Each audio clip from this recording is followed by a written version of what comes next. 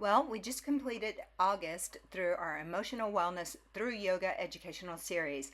We talked about Yoga Nidra, and if you'd like to see what the series is about, how we combined timeless wisdom of yoga with modern insights from neuroscience, emotional regulation, and trauma informed care, just stick around. Here you go. Medical conditions and yoga nidra. This is powerful stuff. This is just everything.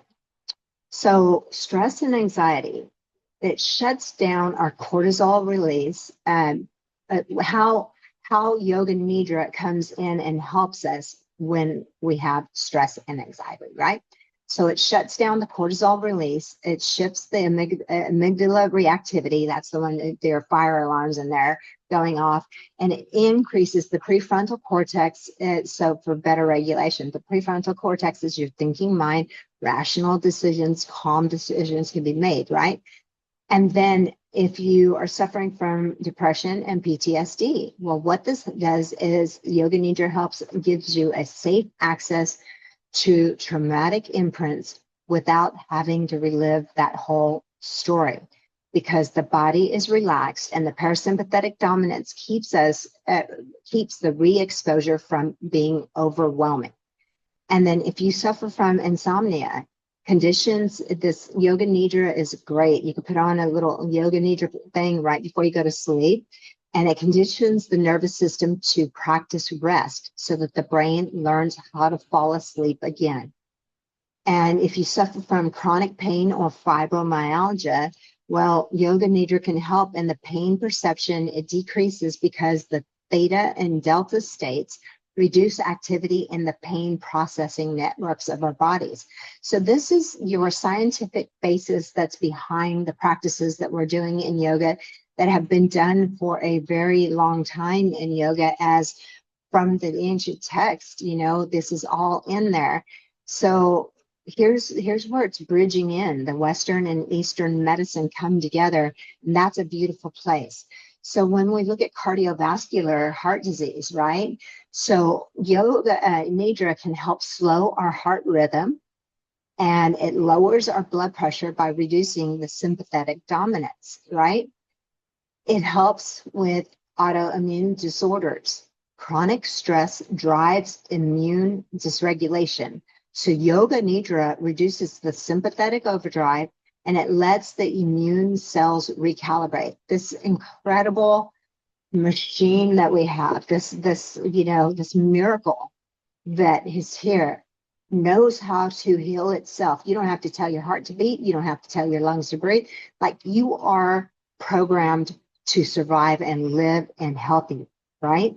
So if you suffer from any kind of addictions, this is a beautiful process that it helps restore depleted dopamine and serotonin cycles, which lowers your cravings and triggers the nervous system regulation, right? So there's so many medical uses of yoga nidra, and this is all backed by clinical research for yoga nidra, right? And then we look at the emotional healing pathways of yoga nidra. It's just amazing. So burnout and exhaustion. So yoga nidra provides restorative rest when sleep is not enough. I mean, have you, like, especially if you're depressed, right? You're sleeping all the time. You don't think that you need sleep. But what you're not understanding is you're not getting the deeper layers of sleep. So you can never restore or repair. And so yoga nidra gives the physiological equivalent of 3 to 4 hours of deep sleep in just 30 minutes of yoga nidra practice, right?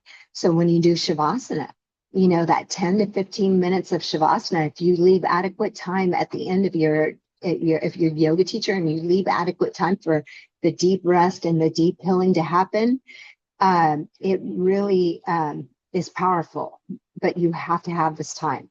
So it also emotional regulation. It builds resilience against stress triggers. So by reducing the limbic, the amygdala, the fire alarm activation, it restores top-down regulation from the prefrontal cortex. It also helps us with self and intuition. Again, tapping back in, bringing in and getting deep into your inner knowing, where you're whole, where you're complete, healthy, and happy right here. So it connects us to deeper layers of consciousness. So the theta state heightens interoceptive awareness. That's your gut, heart, and subtle signals. What we don't realize is that there's a whole communication system. We talk about the gut being the second brain, and truly, when your gut is, all the stress, the first thing that goes, digestive system. But there's a whole communication going on, and the microbiomes that are coming because of the stress that are living there, unhealthy things that are going on in there, and that's connected with the nervous system. So we have to halt this stuff and then reboot and recalibrate. And it doesn't require a thinking mind. Actually, that gets in the way of it out. Okay. So there's grief and trauma. It holds a space for healing without overwhelm. So offers a non-verbal somatic processing without words or storytelling. This is why this is such a beautiful process in conjunction with therapy or whatever else that you're doing in your life. But this is a tool, a powerful tool, really, that you can combine into what you're already doing now. But when you start putting all of these things together, that's where deep, true healing begins.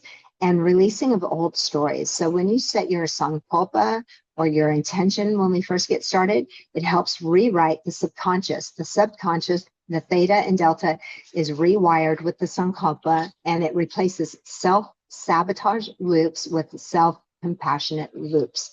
So we want to go just a tiny bit deeper on grief and trauma, right? Because this is important.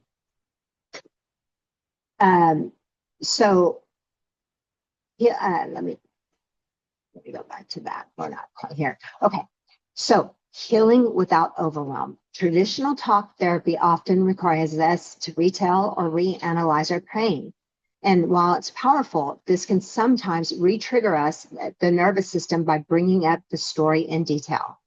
In somatic body-based practices like yoga, breathwork, or movement, healing happens without needing to relive or verbalize the trauma again. Instead, your body processes stuck energy gradually and safely, which prevents emotional flooding or re-traumatization. So nonverbal somatic processing.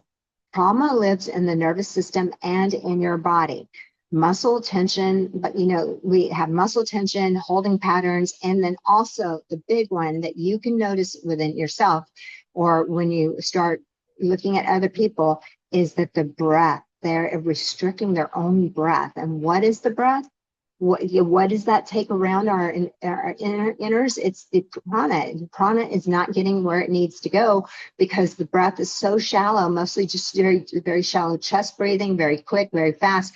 There's no time for it to get into the lungs, to diffuse out, to get the waste and expel it all back out for the healthy system to be here.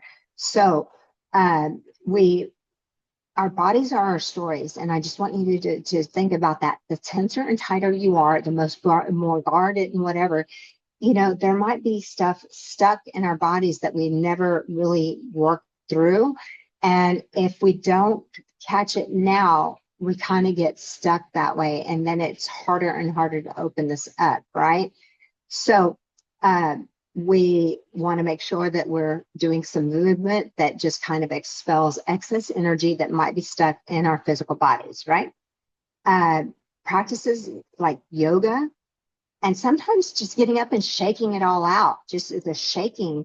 Or we practice in some of the other workshops where we've done humming, or even certain restorative postures. What they do is they're speaking directly to the body and to the vagus nerve. And this is helping to release survival responses that were once necessary for us to have, but we don't want to live in that state of fight, flight, or freeze. And you don't need the words for it. And that is a beautiful healing thing. And this is why, if you've ever experienced crying after Shavasana or during Shavasana, or feeling lighter after a deep stretching, and the body is finishing old emotional responses that were incomplete. So it just opening up something, and there's just like this rush of feelings. So um, we want to heal, especially PTSD, without words or storytelling. So survivors don't always have the language for what they've been through, especially if trauma happened very young. Somatic healing doesn't ask for a narrative. That's so important. You know, this is where we get to drop the story, right? It we it allows grief or trauma to move through as sensation, as breath, as movement, or even in stillness. For example, rocking in a child's pose can calm the nervous system and release stored grief without you needing to say, "This reminds me of when I lost X." Right? So it's just the movements themselves are comforting to the nervous system. The humming is super powerful because the vagus nerve runs in those areas. There's this vibration, stimulation, and it's opening it up. It's really beautiful. Okay. Then we go into Thanks for joining us for the small snippet of our wonderful series. Please join us in the upcoming classes.